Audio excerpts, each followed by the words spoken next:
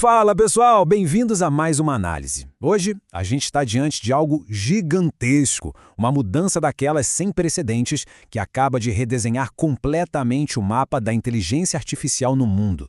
Um obstáculo legal enorme, que era uma verdadeira nuvem negra em cima da principal empresa de IA do planeta, simplesmente sumiu do mapa depois de uma decisão histórica no tribunal.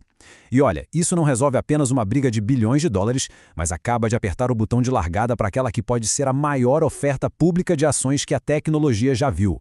O grande destaque de tudo isso se resume a um único dígito: 2. Esse foi exatamente o tempo que um júri lá no Tribunal Federal de Oakland levou para decidir e encerrar um processo absurdo de 150 bilhões de dólares. Foram 11 dias intensos de julgamento e a ação que o Elon Musk movia contra a OpenAI evaporou em menos de 2 horas. Foi uma rejeição rápida e unânime, abrindo um caminho totalmente livre para a empresa seguir em frente. Para a gente entender essa história direito, o nosso roteiro de hoje vai ser bem direto. Primeiro, vamos passar pelo veredito de Oakland. Depois, as grandes revelações do julgamento. Na sequência, os números para o maior IPO da história. Aí, a gente entra na ameaça Anthropic. E para fechar, o impacto no Brasil. Vamos nessa? Parte 1. O veredito de Oakland. Como uma decisão saiu em menos de 2 horas. Bom, como é que um caso de 150 bilhões de dólares acaba tão rápido assim? A resposta está numa tecnicalidade jurídica bem simples: o prazo de prescrição, ou em inglês, Statute of Limitations. A verdade é que o caso nem chegou a ser julgado no mérito se houve fraude ou não. Basicamente, esse termo define o limite de tempo máximo que a lei permite para você iniciar um processo depois que um evento acontece. O júri foi unânime em dizer que o Musk simplesmente demorou tempo demais para entrar com a ação, a juíza concordou na hora, encerrando o assunto.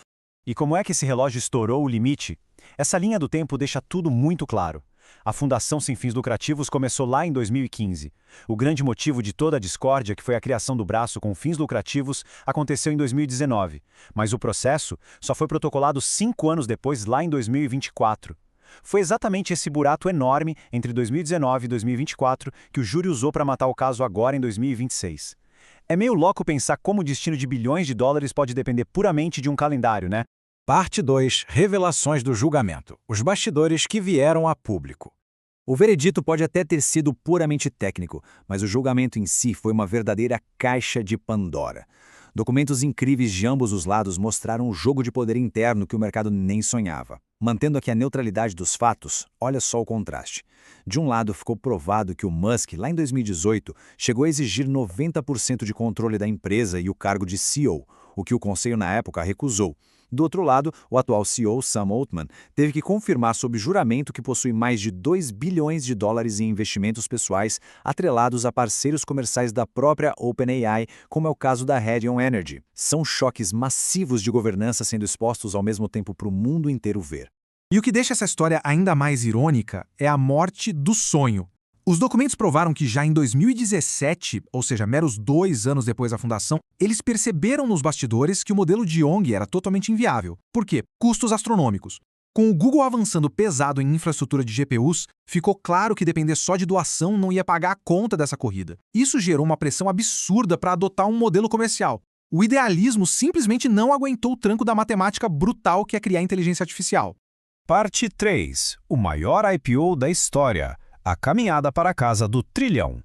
Agora, sem aquele peso jurídico amarrando as pernas, a empresa olha direto para Wall Street com números que chegam a assustar. A gente está falando dos motores daquele que pode ser o maior IPO da história da tecnologia lá para o final de 2026. Só para dar uma dimensão, são 25 bilhões de dólares em receita anualizada, sustentados por uma base insana de 900 milhões de usuários ativos toda semana. O valuation atual está em 852 bilhões, com a meta claríssima de bater 1 trilhão de dólares no IPO. Mas olha essa última linha. Tem um prejuízo projetado de 14 bilhões de dólares para 2026, tudo por causa do custo insaciável de infraestrutura. É um contraste absurdo de uma receita estelar com custos que queimam caixa na mesma velocidade.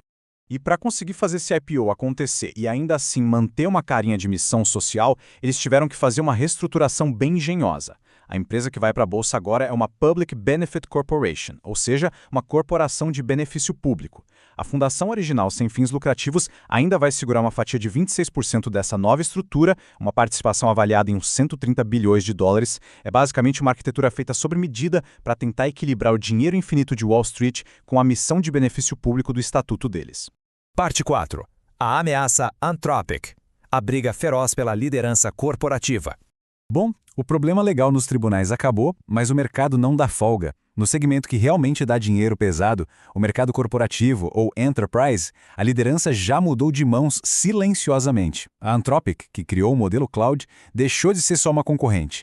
Ela simplesmente ultrapassou a OpenAI no mercado corporativo dos Estados Unidos, batendo impressionantes 30 bilhões de dólares de receita anualizada contra os 25 bilhões da criadora do ChatGPT. É uma mudança tectônica de poder. E o que realmente deixa o Vale do Silício sem dormir é a velocidade com que isso rolou. Eles multiplicaram a receita por 30 vezes no espaço curtíssimo de apenas 15 meses. Esse hipercrescimento brutal jogou a avaliação da Anthropic lá para casa dos 900 bilhões de dólares, armando um cenário de guerra direta pelo topo da cadeia alimentar da inteligência artificial. Para entender o desespero da corrida, é só olhar para este número, 71%.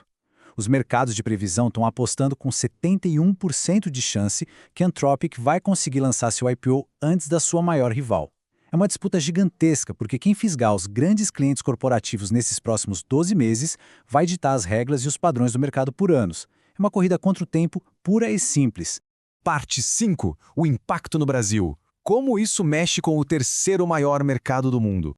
Mas e aí, como esse terremoto todo no Vale do Silício chega aqui no Brasil? O impacto acontece em 3 grandes frentes, e vale lembrar que a gente é simplesmente o terceiro maior mercado global de usuários. Primeiro ponto, para o investidor local, plataformas como XP e BTG devem liberar acesso através de BDRs, trazendo para cá uma oportunidade de risco extremo e recompensa altíssima, baseada naquelas perdas bilionárias e no valuation trilionário que a gente acabou de ver. Segundo ponto, com elas abrindo capital, vem a transparência forçada. As empresas brasileiras que constroem seus sistemas plugados nessas APIs vão ter muito mais previsibilidade sobre os custos. E terceiro, ter uma empresa de $1 trilhão operando fundo na nossa economia acende o alerta máximo da Autoridade Nacional de Proteção de Dados. Isso reforça para ontem a urgência de aprovar e aplicar leis como o PL 23834 para a gente não ficar sem supervisão. O limite de tempo lá em Oakland pode até ter salvado a empresa no tribunal, mas os fantasmas que saíram do armário ainda estão rondando por lá. Para a gente fechar a análise de hoje, eu deixo essa reflexão fundamental.